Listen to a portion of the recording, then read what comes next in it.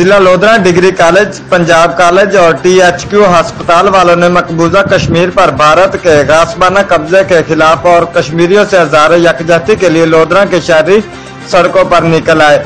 निहत्ते कश्मीरियों पर इंडिया के इंसानियत सूद मुजालम के खिलाफ और कश्मीरियों से हजारों यकजहती के लिए रैली निकाली गई। रैली की क़यादत डिप्टी कमिश्नर राव इम्तियाज मलक खलील अराइस और शाहद खलील ने की।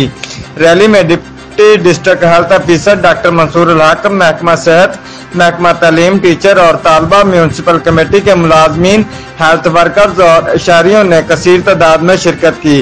रिपोर्ट कैमरा टीम के साथ मोहम्मद अरशद, ब्यूरो चीफ, जियो एक्सप्रेस न्यूज, लोधरा।